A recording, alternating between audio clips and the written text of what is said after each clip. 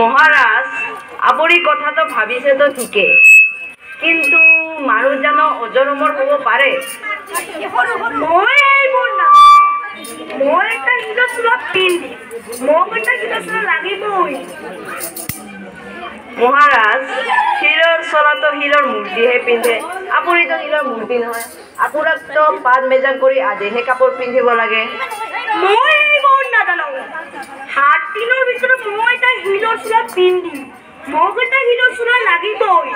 হয় হিলচোলা আনি দিবা, নহ'লে ফাঁচি ৰছী কৰিবা, বুজিলা? হাই মোৰ কপাল, কেনে অবুজন ৰজা পাইছো। এনে অবুজন ৰজাক লৈ কি কৰা যায় বাৰু? যুদ্ধ বিগ্ৰহ একো হোৱা নাই, মোৰহে মনত গাত চাপি আহিছে। আৰু 7 দিন পিছত পিতাদেউৰক নাপাবি। কি দুৰ্লভৰ কথা কৈছে পিতাদেউ?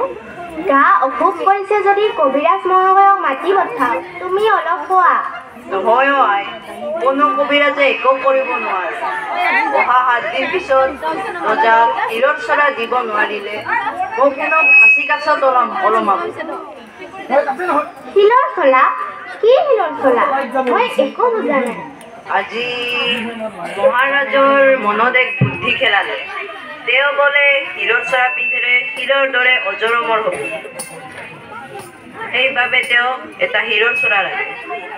আৰু 7 দিন পিছত যদি মই শিলৰ চৰা দিব নোৱাৰো মোক হেনো ফাঁচি কাঠত ওলমাব। মহাৰাজক শিলৰ চলা লাগে নহয়? হয়, এনে অসম্ভৱ কাম এটা কেনেকৈ হ'ব পাৰে বাৰু? পাৰিম পিতাদেউ, মই কিবা এটা ব্যৱস্থা কৰিব পাৰিম। আপুনি চিন্তা নকৰিব। আপুনি এই 6 দিন ঘৰতে পুথি বাজি কৰি থাকক। ঈশ্বৰৰ ইচ্ছাত মই সমস্যাটো সমাধান কৰিম।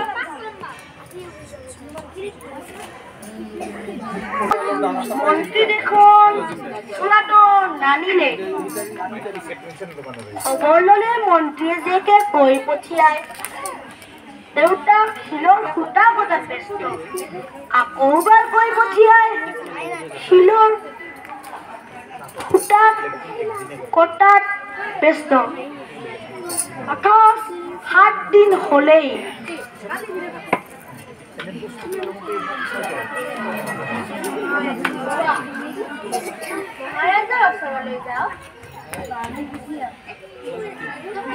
মহাৰাজ, মন্ত্ৰী জীয়েকৰ মনতি দুৱাৰত ৰৈ আহিছেহি। হাতত কিবা আনিছে নেকি? নাই অনা দেখোন মহাৰাজ, সুদা হাতে আহিছে। যোৱা পঠিয়াই দিয়াগৈ। মহাৰাজৰ জয় হওক। মই এটা বিশেষ সকামতেহে ইয়ালৈ আহিছ। দেউতাকৰ চোলা হ'লনে? এই হৈছে আৰু, কিন্তু এটা বৰ ডাঙৰ লেঠা হ'ল। কি লেঠা হ'ল আকৌ? এটা বস্তু পালে পিতাদেউৰ কামটো সম্পূৰ্ণ হ'ব। কি বস্তু লাগে? ৰাজভঁৰালৰ পৰা লৈ যোৱা। আজি মোক শিলৰ চোলা লাগিবই। মহাৰাজ, আপোনাৰ আদেশ পালে মই ৰাজভঁৰাললৈ বস্তুটো আনিবলৈ যাম। আপোনাৰ ৰাজভঁৰালটো কিহৰ অভাৱ নহয় জানো মহাৰাজ? ঠিকেই কৈছা তুমি। কোৱা, কি লাগে তোমাক? মহাৰাজ, দেউতাকে কৈছে বোলে শিলৰ চলা পানীৰ বেজীৰেহে শিৱ পাৰি। এতিয়া পানীৰ বেজী এটা পালেই চলা শেষ হয়। পানীৰ বেজী? পানীৰ বেজী জানো পোৱা সম্ভৱ? বুজিলো। শিলৰ চলাও তেনে অসম্ভৱেই চাগে। তুমি বৰ বুদ্ধিমতী ছোৱালী।